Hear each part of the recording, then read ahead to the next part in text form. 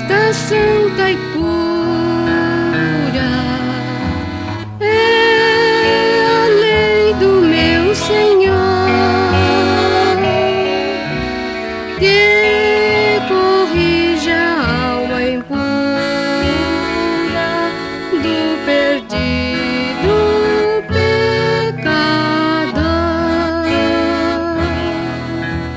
Do Senhor o ensinamento, nela tão perfeito está.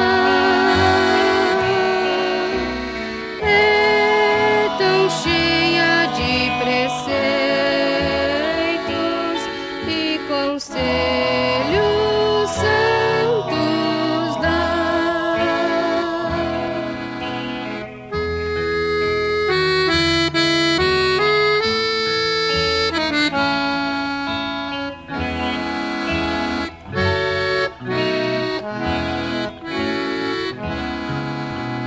Do Senhor os bons conselhos,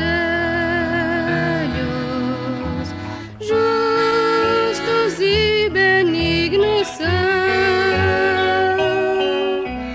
Neles vejo quais espelhos,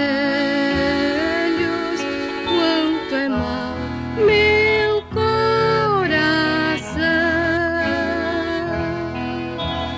Mais que o sol resplandecente, os preceitos do Senhor iluminam nossas mentes com divino resplendor.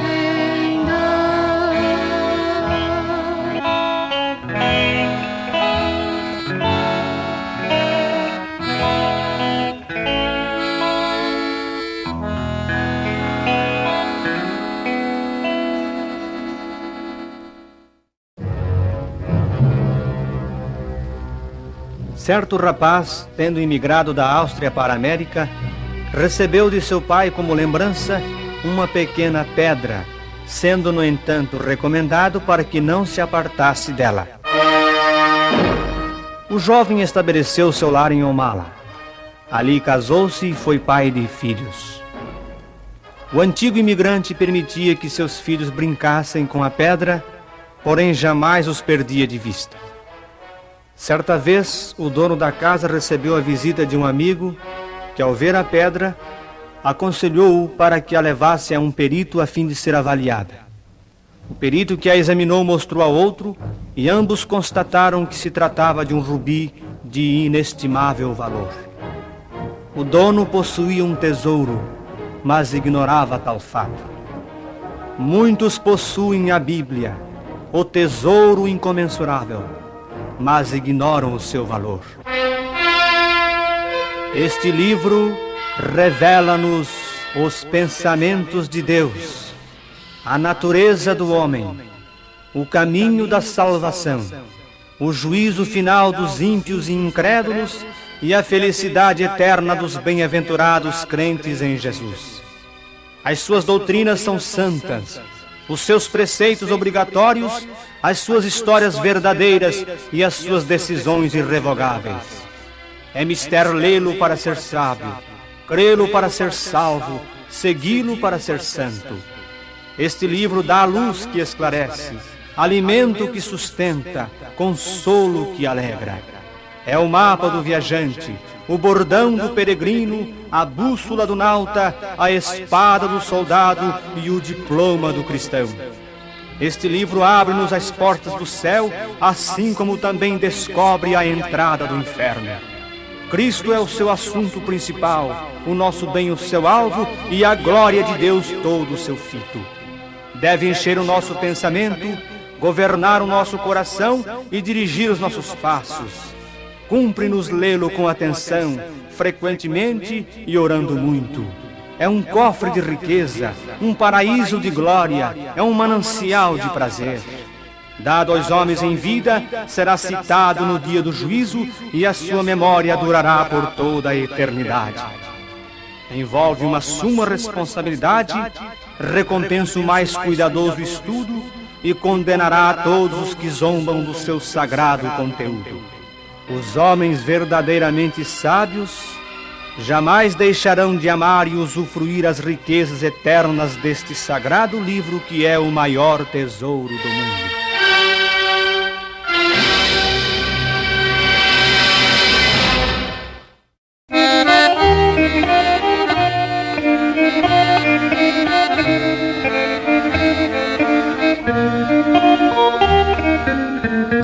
Bíblia Sagrada, és a palavra de Deus, és o guia da jornada dos que seguem para o céu, és a carta enviada que o atalaia tem nas mãos, és o remo da jangada dos que pregam salvação. Livro de amor, livro que nos dá prazer no Salvador, no Espírito e no saber. Oh, livro santo, só em ti pude encontrar as palavras de amor que dos lábios do Senhor vieram para em ti gravar. Bíblia Sagrada, és a luz do meu Brasil, és a lança e a espada deste povo varonil, és dos dedos os brilhantes do jardim mais linda flor, és a luz mais radiante que transforma o pecador. Tu és o céu, livro santo de Jesus,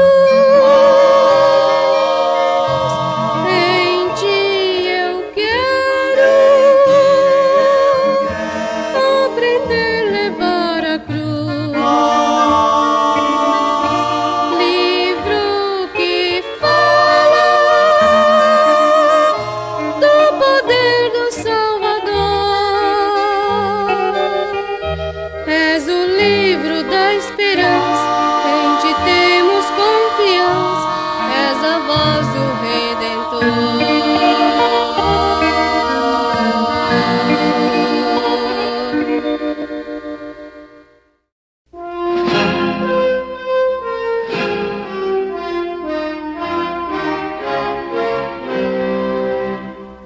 As Escrituras dizem que Deus não fará coisa alguma sem ter revelado o seu segredo aos seus servos, os profetas.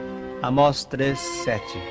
E São Pedro afirma: e temos muito firme a palavra dos profetas, a qual bem fazeis em estar atentos, como a uma luz que ilumina em lugar escuro, até que o dia esclareça e a estrela da alva apareça em vossos corações. 2 Pedro 1:19. Há algumas coisas que o homem pode predizer, porque estão sujeitas a leis que lhe são conhecidas. Por exemplo, o meteorologista pode dizer se choverá amanhã ou nos próximos dias. Mas toda a penetração no futuro por parte do homem não vai além disto. Assim, quando a profecia, de maneira definida, com séculos de antecedência, revela o destino de cidades e nações, temos nela a manifestação de conhecimento sobrenatural. E assim, a profecia prova a divina inspiração das Escrituras.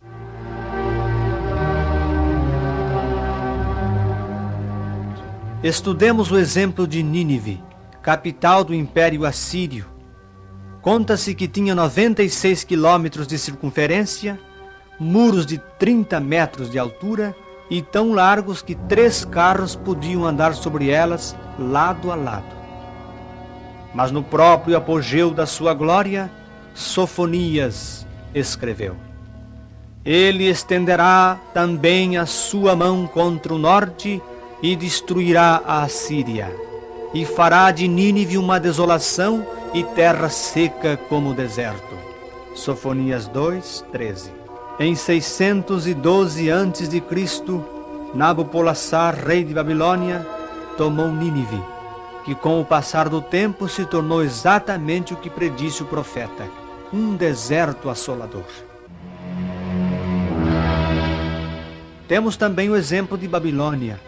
O próprio relatório sagrado lhe chama ornamento dos reinos, a glória e a soberba dos caldeus. Isaías escreveu que Babilônia era a mais famosa, a mais forte e a mais bela cidade que ele vira. Era um grande centro de cultura e a capital do poderoso Império Babilônio. Mas Babilônia levantou seu dedo contra Deus e já no 8º século antes de Cristo, Isaías predisse: Babilônia, o ornamento dos reinos, a glória e a soberba dos caldeus, será como Sodoma e Gomorra, quando Deus as transtornou.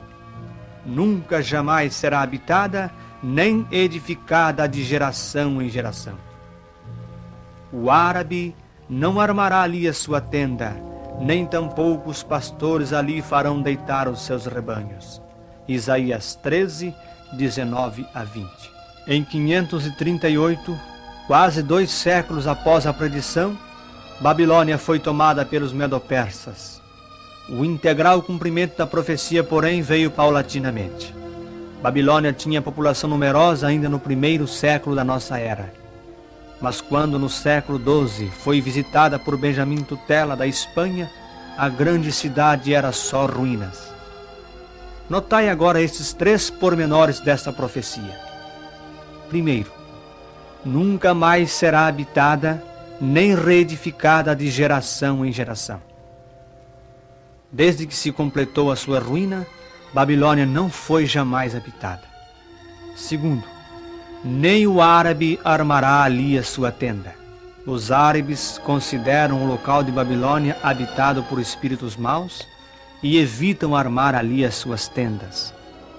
Terceiro, nem tampouco os pastores farão ali deitar os seus rebanhos. No solo nitroso das ruínas só crescem plantas ásperas e de sabor desagradável, razão porque os pastores não conduzem para ali os seus rebanhos.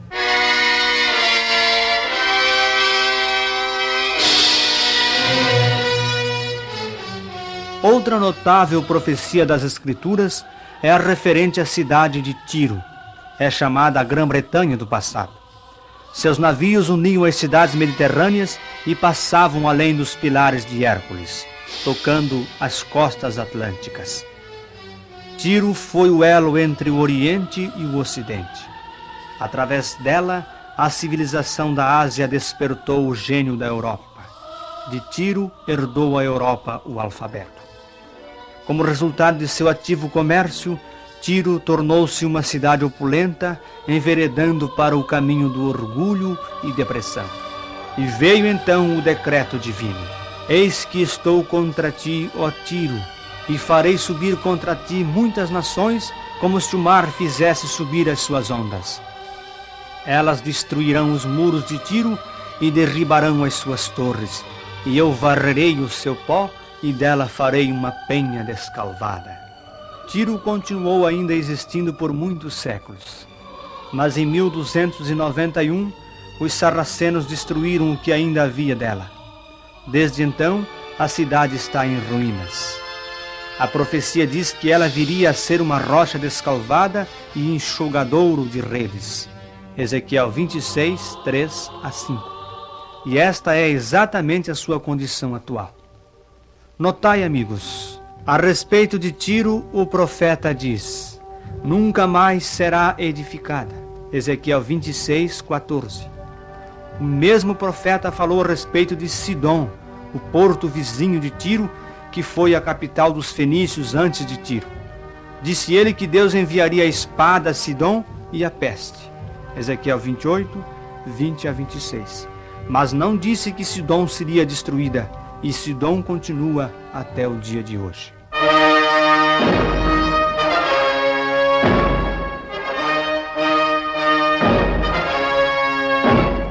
Finalmente mencionaremos uma profecia de Cristo referente à destruição de Jerusalém, particularmente do templo.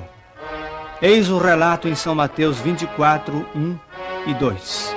Quando Jesus ia saindo do templo, aproximaram-se dele os seus discípulos para lhe mostrarem a estrutura do templo. Jesus, porém, lhes disse: não vedes tudo isso? Em verdade vos digo que não ficará aqui pedra sobre pedra que não seja derribada. 35 anos mais tarde, em 66 anos Dominus, o comandante das forças romanas na Judéia atacava Jerusalém. O historiador Joséfo diz que 1 milhão de pessoas pereceram no cerco. O templo foi destruído pelo fogo. Embora contra a vontade, Tito ordenou a demolição das paredes do templo e da cidade, tendo essa ordem rigoroso cumprimento. Mas há outro fato registrado na história. Anos mais tarde, o imperador Juliano ordenou a reconstrução do templo para desmentir a profecia de Cristo. No seu livro Declínio e Queda do Império Romano, o historiador inglês Eduardo Gibbon declara que Juliano incumbiu da obra o seu amigo Alípio.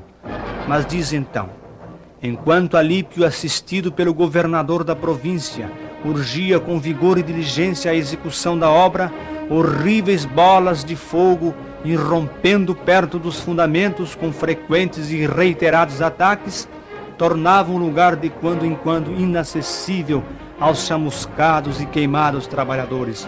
E continuando o vitorioso elemento desta maneira, como que obstinado e resolutamente decidido a expulsá-los para longe, foi o empreendimento abandonado. Diletos ouvintes, como vemos, as profecias revelam o futuro, tornam conhecido antecipadamente o que só Deus pode saber. E assim elas confirmam as Escrituras, provam a sua divina inspiração.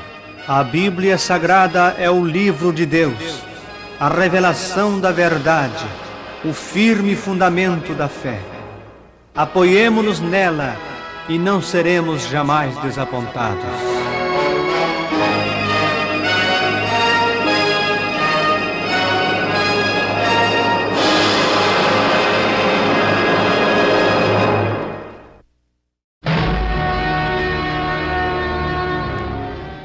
Qual é a vossa preocupação? Procurais a felicidade? Encontrá-la-eis na Bíblia. Lede o Salmo 1, versos 1 a 3. Bem-aventurado o varão que não anda segundo o conselho dos ímpios, nem se detém no caminho dos pecadores, nem se assenta na roda dos escarnecedores. Antes tem o seu prazer na lei do Senhor, e na sua lei medita de dia e de noite. Pois será como a árvore plantada junto a ribeiros de águas, a qual dá o seu fruto na estação própria, e cujas folhas não caem, e tudo quanto fizer prosperará. Qual é a vossa preocupação? Procurais a paz para o lar? Encontrá-la-eis na Bíblia.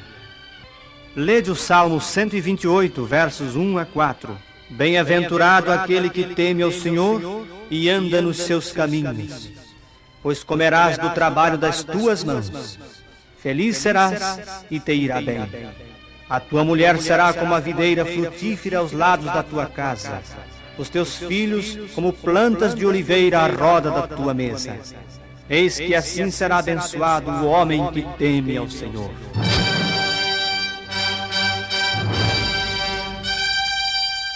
Qual é a vossa preocupação?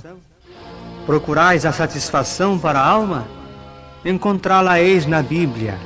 Lede São Mateus 11, versos 25 e 28 a 30. Por aquele tempo exclamou Jesus: Graças te dou, ó Pai, Senhor do céu e da terra, porque ocultaste estas coisas aos sábios e entendidos e as revelaste aos pequeninos. Sim, ó Pai, porque assim foi do teu agrado.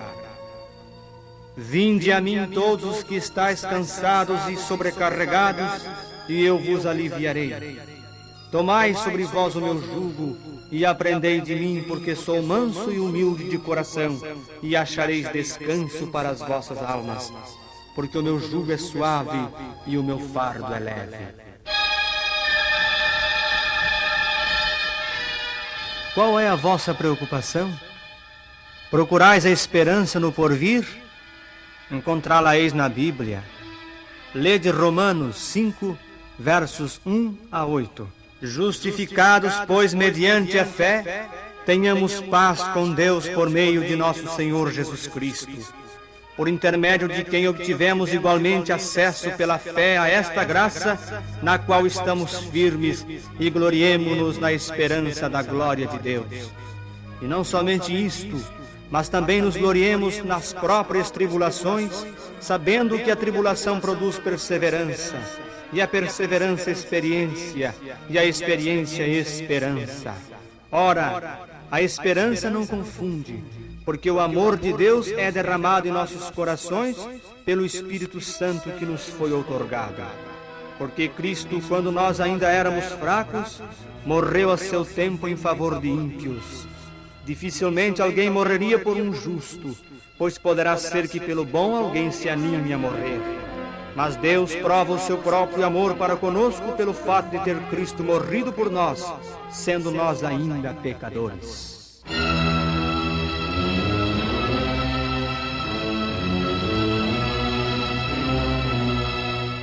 Qual é a vossa preocupação? Procurais a certeza da salvação?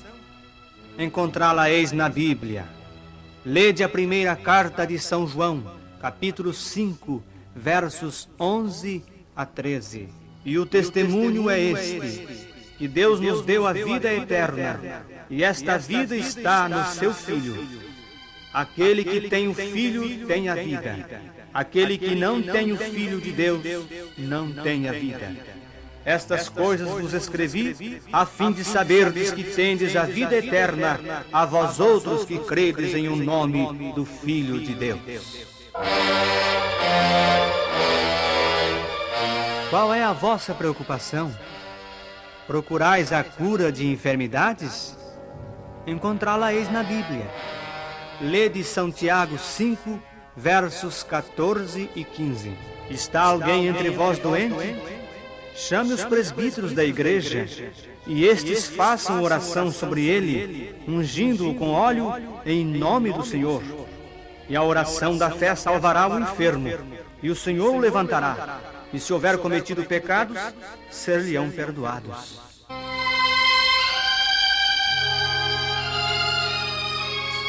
Qual é a vossa preocupação?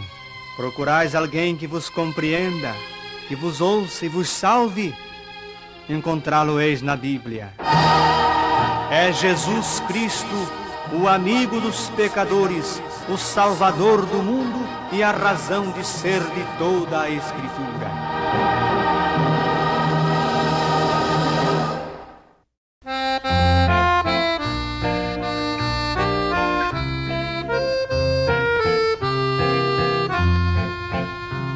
A Bíblia Sagrada é um livro escrito com muito poder. Ela é a palavra de Deus para todo mundo ler. Vamos, irmãos, nesta batalha pesada, pedir a Deus que o povo leia a Bíblia Sagrada.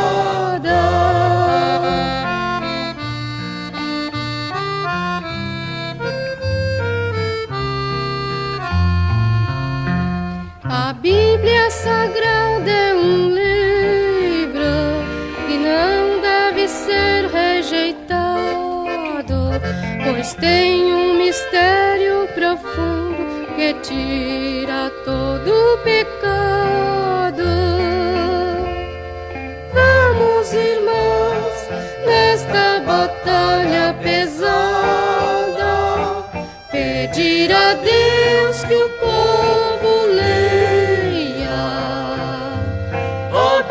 Bíblia Sagrada.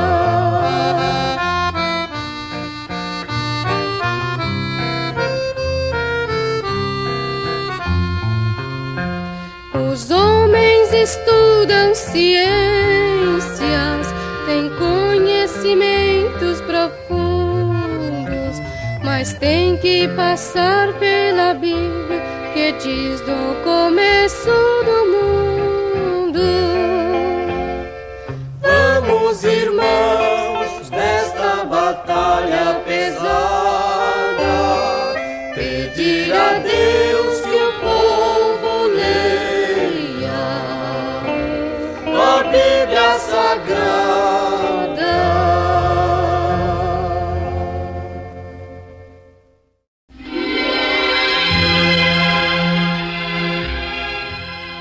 Há muitos que dizem ser o conceito bíblico da astronomia antiquado, supersticioso e anticientífico. Zombam das supostas tolices astronômicas da Bíblia. Não queremos absolutamente fazer chacota das ingenuidades dos homens de ciência de 2 ou 3 mil anos passados, não obstante a gente achar graça ante certas ideias ridículas que passaram por ciência até há cerca de 500 anos. E isto se verifica especialmente quanto à astronomia. Dominava a opinião mantida pelos filósofos de que a Terra era o centro do pequeno universo, de que o Sol era uma bola de fogo situada a poucos quilômetros de distância e menor que a Terra, e que as estrelas, ainda menores que o Sol, não passavam de 1000 ao todo. Contudo, quando consultamos a Bíblia, escrita anteriormente a tudo isso, quão diverso é o conceito que revela. Depois de falar da terra e do que ela contém, assim como dos céus e de sua formosura, a Bíblia diz: isto são apenas as orlas dos seus caminhos, caminhos de Deus. E quão pouco é o que temos ouvido dele. Quem, pois, entenderia o trovão do seu poder? Jó 26, 14. Em Jeremias 31, 37, encontramos exposto o fato maravilhoso de que o céu não se pode medir, o que equivale a dizer que o espaço é infinito.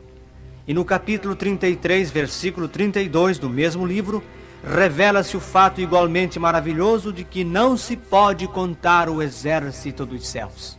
Quão absurda não haverá parecido essa declaração aos incrédulos e ateus do tempo de Jeremias, e como a terão ridicularizado. Pois para eles, qualquer com um pouco de paciência e boa visão, poderia contar as 1000 estrelas existentes, as quais eram inteiramente visíveis. Hiparco, famoso astrônomo grego do século II a.C., fixou o número delas em 1022. Ptolomeu, pouco depois, as fixou em 1026. Mas o Senhor disse a Abraão: olha para os céus e conta as estrelas se as podes contar. E disse-lhe: assim será a tua semente. Gênesis 15, 5. Como Abraão não teria achado absurda a opinião científica dominante de que só existiam umas 1000 estrelas? Abraão possuía maiores conhecimentos, pois segundo Gênesis 13, 16, o Senhor lhe dissera: farei a tua semente como o pó da terra, de maneira que se alguém pode contar o pó da terra, também a tua semente será contada. Observe também Gênesis 22, 15 a 17. No Salmo 147, é-nos dito que grande é o nosso Senhor e de grande poder. O seu entendimento é infinito. E ainda na palavra de Deus aparece a maravilhosa declaração de que Deus é o que conta o número das estrelas, chamando-as todas pelo seu nome. O contar as estrelas e dar-lhes nomes não haverá sido considerado, ao que parece, um grande trabalho ao tempo que isso se escreveu. Mas atualmente sabemos muito bem que só uma potência de ilimitado entendimento poderia contá-las e pôr-lhes nome. Só ultimamente a ciência astronômica tem avançado bastante para podermos apreciar as grandiosas palavras do profeta Isaías. A quem, pois, me comparareis para que eu lhe seja igual? Diz o Senhor. Levantai ao alto os vossos olhos e vede. Quem criou estas coisas? Aquele que faz sair o seu exército de estrelas, todas bem contadas, as quais ele chama pelos seus nomes. Por ser ele grande em força e forte em poder, nenhuma só vem a faltar. Isaías 40, 25 e 26. Não se afirma acaso nesta frase o movimento do exército celeste? Não somente se movem esses corpos, mas fazem-no em ordem. Homens do mais pujante intelecto se têm visto forçado a empregar todos os conhecimentos que possuem em seu intento de seguir os corpos celestes, e achando-o insuficiente, têm tido de criar novos ramos dessa ciência. Houve um sentimento de consternação ao descobrirem-se aparentes irregularidades nos corpos celestes. Sabia-se que estes giram no espaço como gigantescos peões, e que quando um peão oscila, está a ponto de cair. E havia-se descoberto que a Terra e o Sol oscilavam. Estariam na iminência de despenhar-se? Acabar-se-ia a marcha do universo? A Bíblia havia antecipado a resposta a estas perguntas, fazendo esta tranquilizadora declaração: pela eficácia de sua fortaleza e força e poder, nenhuma só faltará. Reservaram-se, sem dúvida, propositadamente a um incrédulo o ter de demonstrar a veracidade da afirmação de Isaías. Laplace, homem de extraordinárias capacidades matemáticas, demonstrou que qualquer aceleração dos corpos celestes é contrabalançada por uma retardação proporcional ou vice-versa. De maneira que o universo, segundo ele, poderia continuar eternamente sua marcha. Em Isaías 40, 22, anuncia-se o fato notável de que Deus está assentado sobre o globo da terra. Pode-se ler o mesmo pensamento em Provérbios 8, 27. Isaías e Salomão sabiam que a terra era redonda, apesar de que nenhum dos filósofos ou cientistas seus contemporâneos o sonhasse sequer. Enquanto os homens de ciência da antiguidade descreviam a maneira como a terra repousava sobre certos animais e répteis, o patriarca Jó proclamava à face do mundo há 3.500 anos que Deus suspende a terra sobre o nada. Jó 26, 7. Acaso descreveu alguém o fato da suspensão da terra no espaço com mais exatidão?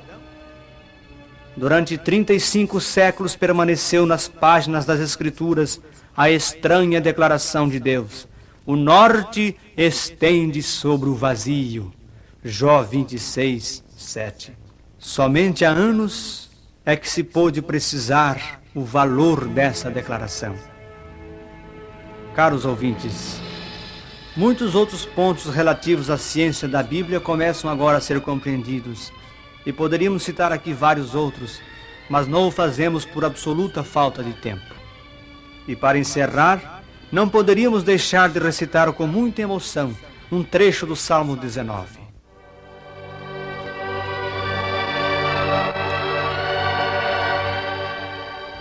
Os céus manifestam a glória de Deus e o firmamento anuncia a obra das suas mãos. Um dia faz declaração a outro dia, e uma noite mostra sabedoria a outra noite. Sem linguagem, sem fala, ouvem-se as suas vozes em toda a extensão da terra, e as suas palavras até ao fim do mundo. Aí pôs uma tenda para o sol, que é qual noivo que sai do seu tálamo e se alegra como um herói a percorrer o seu caminho. Principia numa extremidade do céu, e até a outra vai o seu percurso, e nada refoge ao seu calor.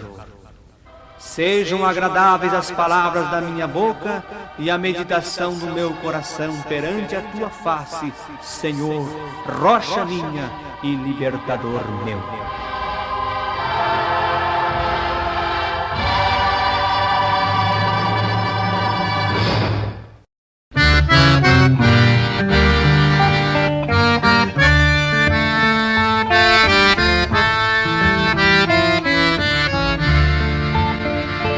Precisamos pregar a salvação em Amazonas, Pará e Maranhão,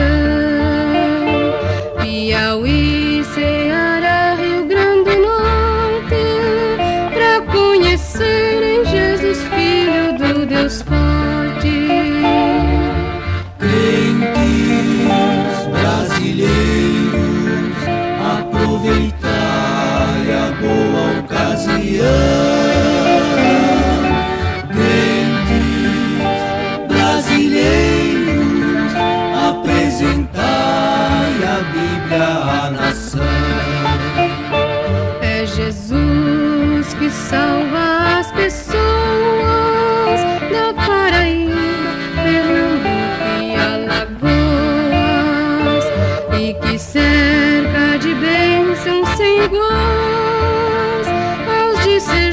Atibaia em Minas Gerais. Crentes brasileiros, aproveitai a boa ocasião. Crentes brasileiros, apresentai a Bíblia à nação. Nós falamos do príncipe da paz, no Espírito Santo.